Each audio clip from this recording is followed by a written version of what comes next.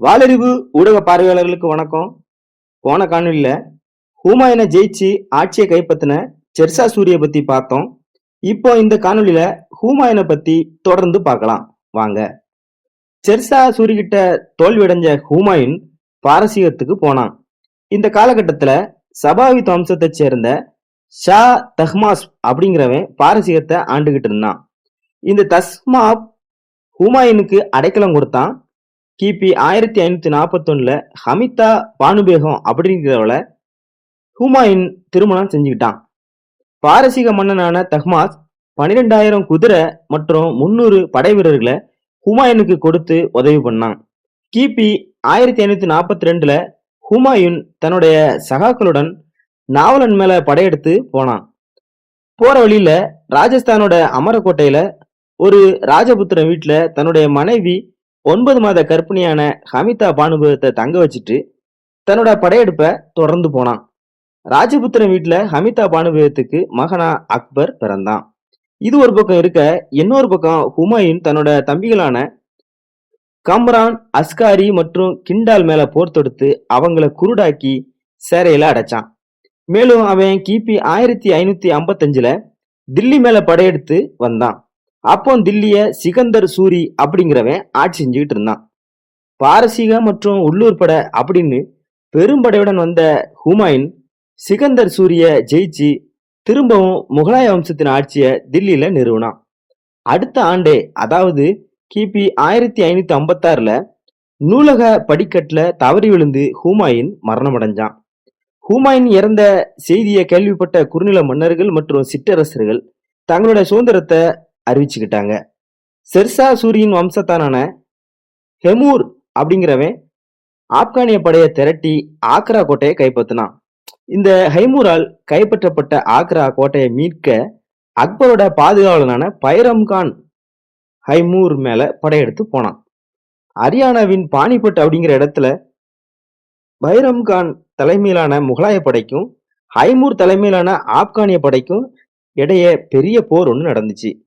போரோட முடிவுல முகலாய படை வீரன் ஒருத்தன் ஏவன அம்பு யானை மேல இருந்த ஹைமூரின் கண்ணை தொலைச்சிச்சு. இதனால ஹைமூர் போர்க்களத்திலேயே இறந்து போனான்.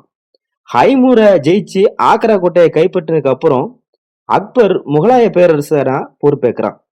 14 வயதான அக்பர் தன்னோட பாதுகாவலனான பைரம்கானுடன் சேர்ந்து சுதந்திரத்தை அறிவிச்ச சிற்றரசர்களோட போரிட்டான். அக்பர் தான் படையெடுத்து போன எல்லா இடத்துலையும் வெற்றியை பெற்று பேரரசை மீட்டுருவாக்கம் செஞ்சான். கிபி 1562 அக்பர் ராஜஸ்தானோட மால்வா மேல படையெடுத்து அதை ஆண்டுகிட்டு இருந்த பாஸ் பகதூர் அப்படிங்கிறவனை தோற்கடிச்சான்.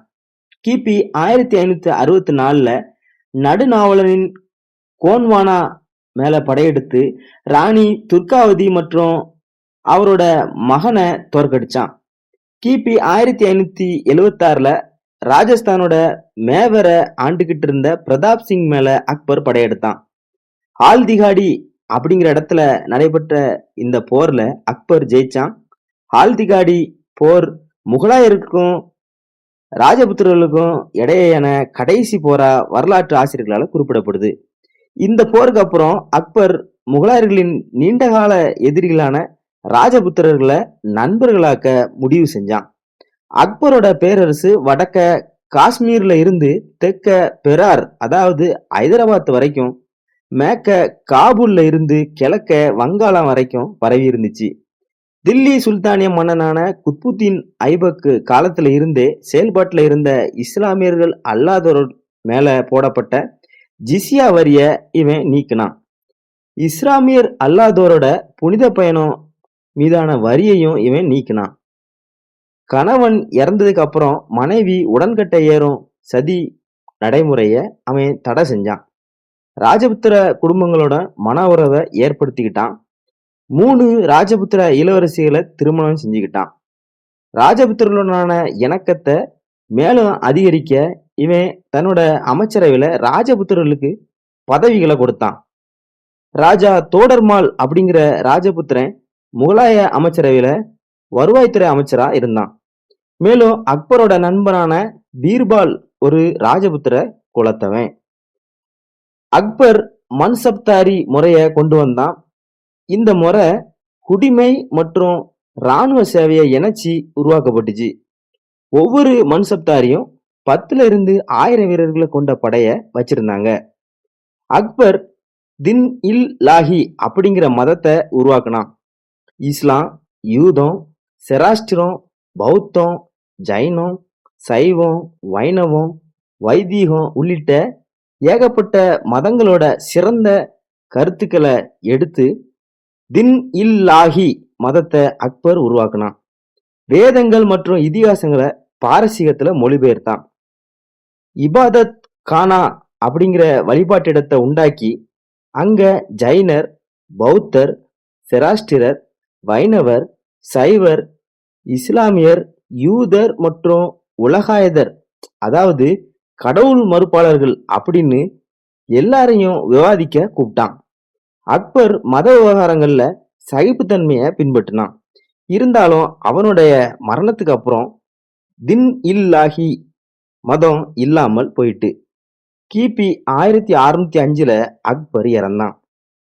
இது போல வரலாறு சார்ந்த காணொளிகளை பார்க்க நீங்க நம்மளோட வாளறிவு வலையொலியை சப்ஸ்கிரைப் பண்ணிக்கோங்க. நன்றி, வணக்கம்.